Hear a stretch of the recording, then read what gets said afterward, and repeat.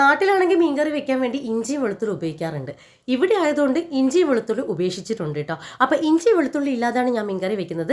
നമ്മളെ സപ്പോർട്ട് ചെയ്യുന്ന എല്ലാവർക്കും സ്പെഷ്യൽ താങ്ക്. പുതിയൊരു വീഡിയോയിലേക്ക് സ്വാഗതം. ആദ്യമായിട്ടാണ് ഞാൻ മീൻകറിയുടെ റെസിപ്പി ഇടുന്നത്. ചിക്കനൊക്കെ ഇട്ടിട്ടുണ്ട് കേട്ടോ. അപ്പോൾ അതിനായി നിങ്ങൾ ആവശ്യത്തിന് നിങ്ങളുടെ എരിവിനനുസരിച്ചുള്ള മുളക് എടുക്കുക. കുറച്ച് വെളിച്ചെണ്ണയും കൂടെ എടുത്ത് ചൂടാക്കി വെക്കുക. ഇതുപോലെ തന്നെ നമ്മളെ മല്ലിയും ചൂടാക്കി വെക്കണം കേട്ടോ. അതിനുശേഷം തേങ്ങ, മഞ്ഞൾപ്പൊടി, മല്ലിപ്പൊടി, മുളക് പൊടി, പിന്നെ നമ്മുടെ ചെറിയുള്ളിയാണ് വേണ്ടത്. ഞാൻ വെല്ലുള്ളി എടുത്തത് അരച്ച് വെക്കാം. വെള്ളം ഒഴിച്ച് നമുക്ക് അരച്ച് വെക്കാം. അതിനുശേഷം നിങ്ങൾ ഏതിലാണോ ഉണ്ടാക്കുന്നത്, ഞാൻ ചട്ടിയാണ് ഇവിടെ വെക്കാറ്, മീൻകറി വെക്കാറ് ചട്ടിയിലാണ്. അപ്പം ഞാൻ കുറച്ച് വെളിച്ചെണ്ണ ഒഴിക്കാം, പിന്നെ കടുക് പൊട്ടിക്കുക, തക്കാളി, ഞാൻ ഒരുപാട് പച്ചമുളക് എടുത്തിട്ടുണ്ടായിരുന്നു. ഇവിടെ എരിവും പുളിയൊക്കെ ഭയങ്കര ഇഷ്ടമാണ് കേട്ടോ, അതുകൊണ്ടാണ് എടുത്തത്. പിന്നെ മുരിങ്ങക്കായും ഇപ്പോൾ അധികം ഇവിടെ മീൻകറിക്ക് ആഡ് ചെയ്യാറുണ്ട്. അപ്പോൾ മുരിങ്ങക്കായും ഇട്ടിട്ടുണ്ടായിരുന്നു.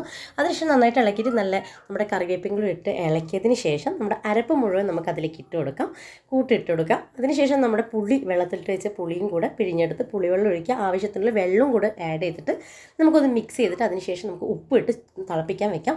തിളച്ചതിന് ശേഷം നമുക്ക് മീനൊന്ന് ഇട്ട് കൊടുക്കാം. പിന്നെ കുറച്ചൊന്ന് അതെല്ലാം ഒന്ന് ഇളക്കി കൊടുക്കാം, നമുക്കെല്ലാം കൂടെ ഒന്ന് പിടിക്കുന്നത് വരെ.